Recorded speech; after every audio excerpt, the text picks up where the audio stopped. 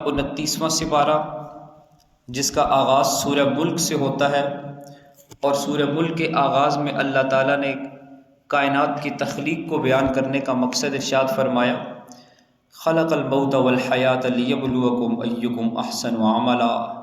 موت اور حیات کی جو ہم نے نظام مقرر کیا ہے، اس میں بنیادی طور پر ہم یہ دیکھنا چاہتے ہیں کہ کون ہے جو نیک اعمال کر کے ہمارے پاس آتا ہے۔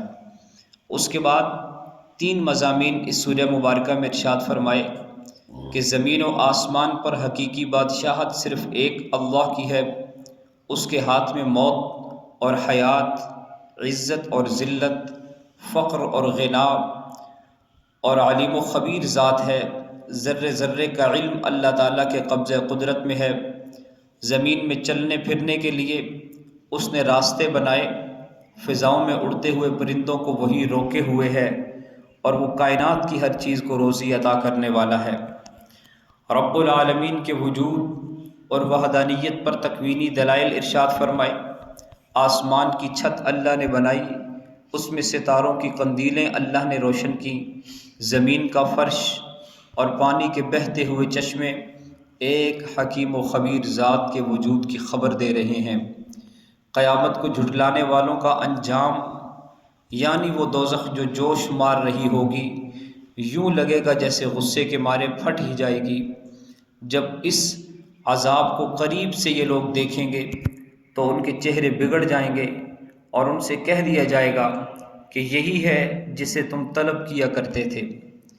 اس کے بعد دوسری سورۃ القلم، اللہ تعالیٰ نے نام ہی ایسا رکھا کہ قلم، اور اس کی اللہ نے قسم اٹھائی ہے۔ اس سورہ مبارکہ میں قلم کی عظمت اور اس عظیم نعمت کو ظاہر فرمایا۔ حدیث میں بھی قلم کی عظمت کو بیان کیا گیا۔ اللہ تعالیٰ نے سب سے پہلی چیز جو پیدا فرمائی وہ قلم تھی، اور اسے پیدا کرنے کے بعد فرمایا کہ لکھو۔ اس نے پوچھا کیا لکھوں؟ فرمایا تقدیر لکھو۔ چنانچہ اس دن سے قیامت تک جو کچھ ہونے والا تھا وہ قلم نے لکھ دیا۔ پھر اللہ نے نون یعنی دوات کو پیدا فرمایا۔ یہ قلم ہی ہے جس نے تمام علوم ہماری طرف منتقل کیے اور پوری دنیا میں معلومات کے اشاعت کا ذریعہ رہی۔ اللہ تعالیٰ نے قلم کی اہمیت کی بنیاد کے پیش نظر سورہ قلم نازل فرمائی۔ ہماری جیب میں بھی جو قلم ہے، اگرچہ یہ وہ قلم تو نہیں، لیکن نام کی نسبت تو اس قلم سے ہے۔ اس لیے اللہ تعالیٰ نے چونکہ اس کی قسم اٹھائی تو اس میں عزت اور شان آ چکی، اور اس کا یہ تقاضا ہے ہم سے کہ ہم اسے نیچے پھینکا نہ کریں، آگے پیچھے جب کسی کو دینا ہو تو بھی اسے احترام کے ساتھ دیں، کہ اللہ تعالیٰ نے اس کے عنوان سے ایک سورت کو نازل فرمایا ہے۔ اس سورہ مبارکہ میں حضور اکرم صلی اللہ علیہ وسلم کی قدر و منزلت، آپ کے اخلاق اور مناقب کا بیان۔ سب سے پہلے تو قسم کھا کر یہ فرمایا کہ آپ اپنے رب کے فضل سے دیوانہ نہیں ہیں، جیسا کہ آپ کے مخالفین کا یہ دعویٰ ہے، اور آپ کے لیے بے انتہا اجر ہے، اور آپ کے اخلاق بڑے عظیم اور بلند و بالا ہیں۔ رسول کریم صلی اللہ تعالیٰ علیہ وسلم کے اخلاق اس کائنات میں سب سے اعلیٰ تھے، اور آپ علیہ السلام کے اخلاق اللہ تعالیٰ نے قرآن بنا کر نازل فرمائے ہیں۔ آپ کو مکارم اخلاق کی تکمیل کے لیے بھیجا گیا تھا۔ آپ کے اخلاق کو بیان کرنے کے ساتھ ساتھ آپ کے مخالفین کی اخلاقی پستی، ان کی کمینگی اور ان کی کج فکری کو بھی بیان کیا گیا۔ فرمایا کہ آپ کسی ایسے شخص کا کہنا نہ مانیں جو زیادہ قسمیں کھانے والا ہے، جو بے وقار ہے، جو کمینہ ہے، عیب گو ہے، چغل خور ہے، بھلائی سے روکنے والا ہے، حد سے بڑھ جانے والا ہے، گناہ گار ہے، گردن کش ہے، اور پھر ساتھ ہی کہ وہ بے نسب بھی ہے۔ اس کی سرکشی صرف اس کے لیے ہے، صرف اس لیے ہے کہ وہ مال والا، وہ اولاد والا ہے، وہ بیٹوں والا ہے، اور آپ کی مخالفت کر رہا ہے۔ مفسرین نے فرمایا کہ یہ آیات بالاتفاق رحمت عالم صلی اللہ تعالی علیہ وسلم کے دشمن سرداران قریش میں سے ولید بن مغیرہ کے بارے میں نازل ہوئی، مگر ان آیات میں عموم ہے قیامت تک جو کہ رسالت مآب صلی اللہ علیہ وسلم کی دشمنی پر آئے گا اور ناموس رسالت پر کچھ تبرہ کرے گا تو ان آیات میں اسے مخاطب کیا گیا ہے۔ دوسرا مضمون اس سورہ مبارکہ میں اصحاب الجنہ یعنی باغ والوں کا واقعہ ہے۔ یہ قصہ عربوں میں بڑا مشہور تھا۔ یہ باغ یمن کے قریب تھا۔ اس کا مالک اس کی پیداوار میں سے غرباء پر خرچ کیا کرتا تھا، لیکن اس کی موت کے بعد جب اس کی اولاد اس باغ کی وارث بنی تو انہوں نے اپنے اخراجات اور مجبوریوں کا بہانہ بنا کر مساکین کو محروم رکھنے اور ساری پیداوار کو گھر لے جانے کی منصوبہ بندی کی۔ اللہ تعالیٰ نے رات کے سناٹے میں اس باغ کو تباہ و برباد کر کے رکھ دیا۔ اس قصے میں ان لوگوں کے لیے عبرت کا سامان ہے جو اپنی ثروت اور اپنی غنا سے اکیلے خود مستفیض ہونا چاہتے ہیں اور ان کا بخل یہ برداشت نہیں کرتا کہ ان کے مال سے کسی اور کو فائدہ پہنچے۔ کفار کے لیے عبرت آموز مثالیں بیان کرنے کے بعد یہ صورت متقین کا انجام بتاتی ہے اور سوال کرتی ہے کہ محسن اور مجرم، فرمانبردار اور نافرمان، باغی اور وفادار، یہ دونوں کیسے برابر ہو سکتے ہیں؟ تیسرا اہم مضمون جو اس صورت میں اللہ تعالیٰ نے بیان فرمایا وہ آخرت کے بارے میں ہے۔ فرمایا کہ جس دن پنڈلی کھول دی جائے گی اور سجدہ کرنے کے لیے لوگوں کو بلایا جائے گا تو کچھ لوگ ایسے ہوں گے جو سجدہ نہیں کر سکیں گے۔ دنیا میں انہیں سجدہ کرنے کا اختیار دیا گیا تھا مگر یہ لوگ سجدہ نہیں کرتے تھے۔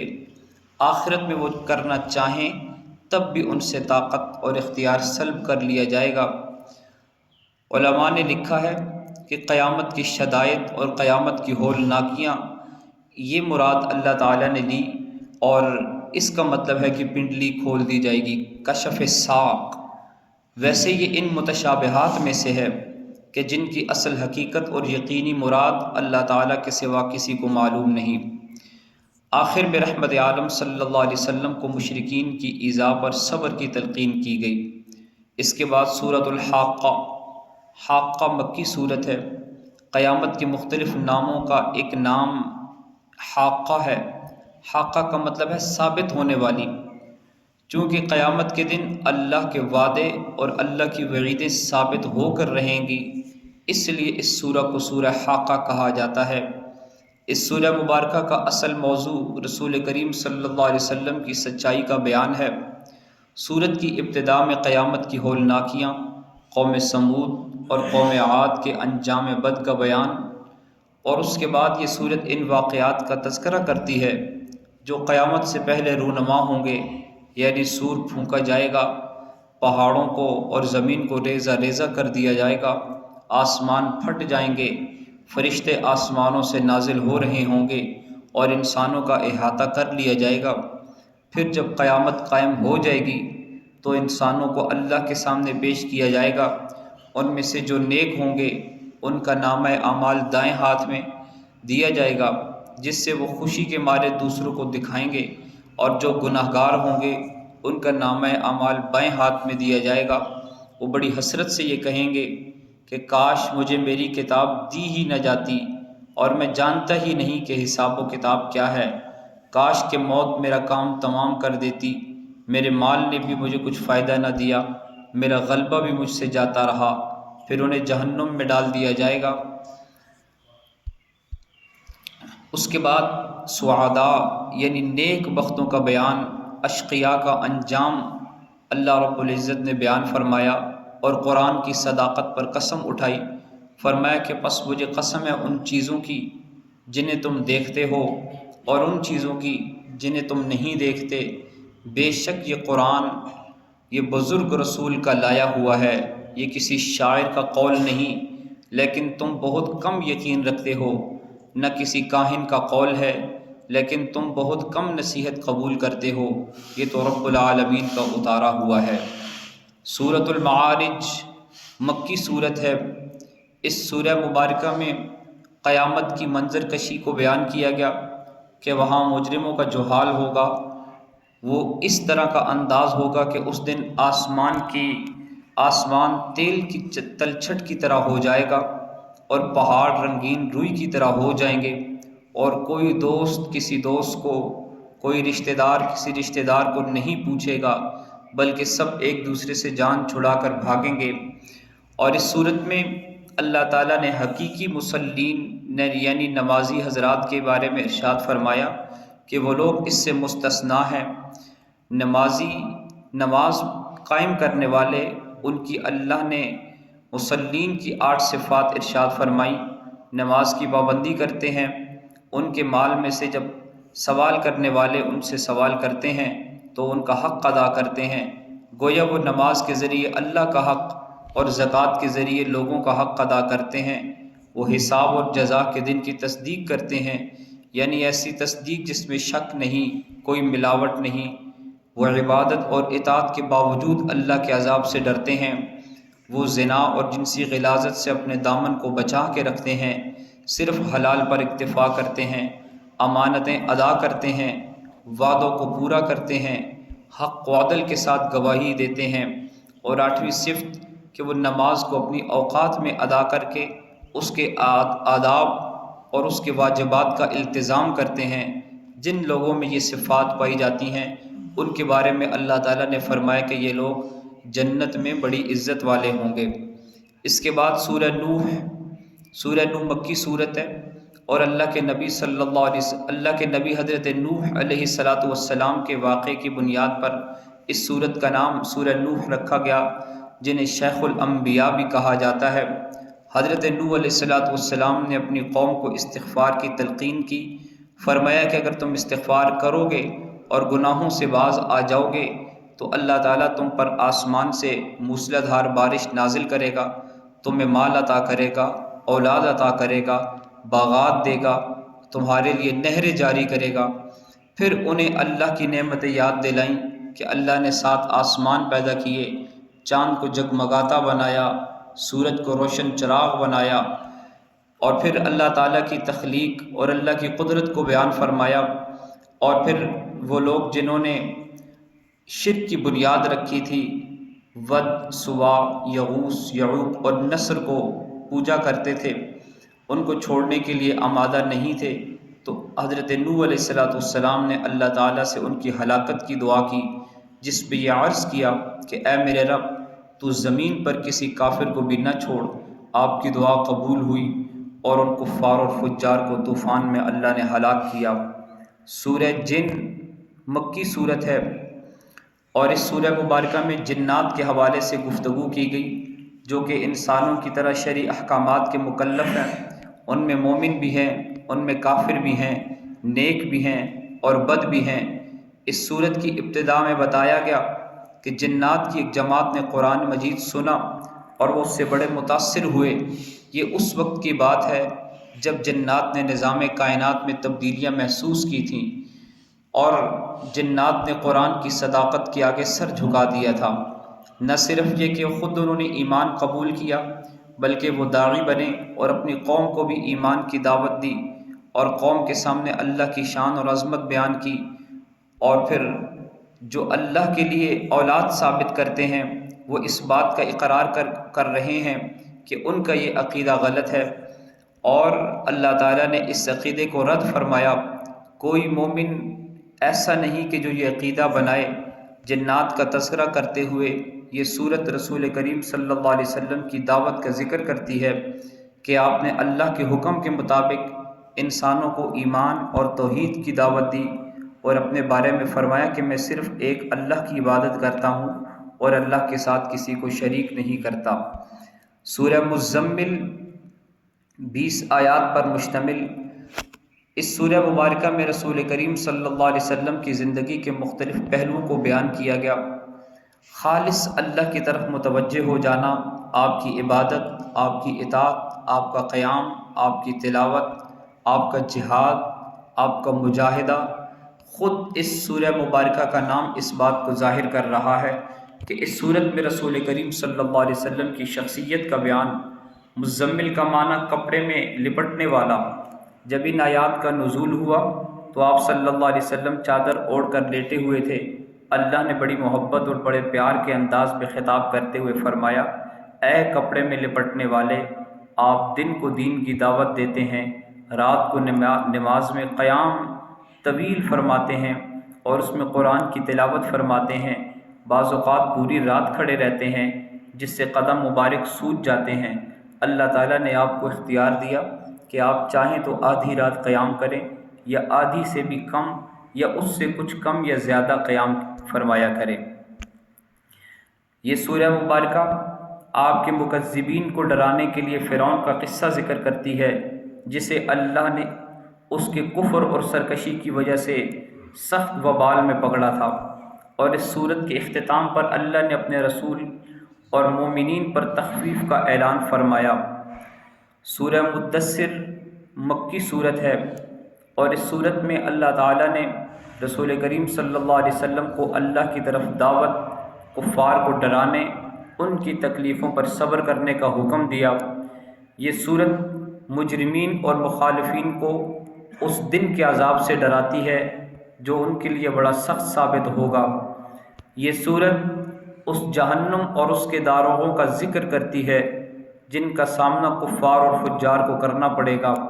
یہ صورت ہر شخص کی مسئولیت اور ذمہ داری کو واضح کرتی ہے کہ ہر شخص سے اس کے اعمال کے بارے میں پوچھا جائے گا، اور سب اپنے گناہوں کے اسیر ہوں گے سوائے ان کے جن کا نامہ اعمال دائیں ہاتھ میں دیا جائے گا، وہ اسیر نہیں ہوں گے۔ وہ قیامت کے دن مجرمین سے سوال کریں گے کہ تمہیں دوزخ میں کس چیز نے ڈالا؟ تو وہ جواب میں 4 اسباب بیان کریں گے۔ پہلا سبب کہ ہم نمازی نہیں تھے، دوسرا یہ کہ ہم مسکینوں کو کھانا نہیں کھلاتے تھے، تیسرا یہ کہ ہم گمراہوں کی حمایت میں خوب حصہ لیتے تھے، چوتھا یہ کہ ہم قیامت کا انکار کرنے والے تھے۔ سورہ قیامہ مکی صورت ہے، 40 آیات پر اور 2 رکوع پر مشتمل ہے۔ جیسا کہ نام سے ظاہر ہے کہ یہ صورت موت کے بعد واقع ہونے والی قیامت کو ذکر کر رہی ہے۔ مرنے کے بعد کی زندگی جو ایمان کے ارکان میں سے ایک اہم رکن ہے، یہ صورت قیامت کے مصائب، شدائد اور عذابوں کا ذکر کرتی ہے، اور موت کے وقت انسانوں کی جو حالت ہونے والی ہے اس کا نقشہ اللہ تعالیٰ نے اس صورت میں کھینچ کر بیان فرمایا۔ حشر و نشر کو بیان فرمایا، قیامت برپا ہونے کو اللہ تعالیٰ نے اس سورہ مبارکہ میں بیان فرمایا۔ اور قابل ذکر جو نقطہ یہاں پر اللہ نے بیان کیا وہ یہ ہے کہ ہم انسانوں کی ایک ایک پور کو، یعنی کہ ایک ایک فنگر پرنٹ کو درست کرنے کی قدرت رکھتے ہیں۔ کل قیامت کے دن جب ہم انسانوں کو دوبارہ وجود عطا فرمائیں گے تو ایسا نہیں ہوگا کہ کسی کا پرنٹ کسی دوسرے کے ساتھ لگے، بلکہ ہم سب کو اس انداز میں اپنے سامنے کھڑا کریں گے۔ یہ صورت بتلاتی ہے کہ رسول کریم صلی اللہ علیہ وسلم حفظ قرآن کا بڑا اہتمام فرماتے تھے۔ جبرائیل امین کے ساتھ آپ علیہ السلام تلاوت کا دور فرمایا کرتے تھے، اور اس بات کی شدید کوشش کرتے تھے کہ آپ سے کوئی چیز، کوئی زبر زیر، کوئی حرکت یا کچھ بھی فوت نہ ہو جائے۔ اس لیے آپ جبرائیل کی اتباع میں جلدی جلدی پڑھنے اور یاد کرنے کی کوشش فرماتے۔ اللہ تعالیٰ نے فرمایا کہ آپ اپنے آپ کو تکلیف میں نہ ڈالیں، یہ میرا وعدہ ہے کہ قرآن میں سے ہم کوئی چیز ضائع نہیں ہونے دیں گے، اسے جمع کرنے میں، محفوظ کرنے میں، باقی رکھنے میں، بیان کرنے میں میں خود قرآن مقدس کا ذمہ دار ہوں۔ سورہ انسان مدنی صورت ہے، اور اس سورہ مبارکہ میں اللہ تعالیٰ نے جنت اور جنت کی نعمتوں کو بیان فرمایا، جہنم اور جہنم کے عذاب کو بیان فرمایا۔ اس سورہ مبارکہ میں ایک یہ بات بیان کی کہ جب وہ لوگ کوئی نظر مان لیتے تو اسے پورا کرتے، دوسری یہ بات کہ وہ لوگ جب قیامت کو بیان کرتے تو قیامت کے دن سے ڈرا کرتے تھے۔ یہ لوگ اللہ تعالیٰ کے شکر گزار اور اللہ تعالیٰ کے نیک لوگ ہیں۔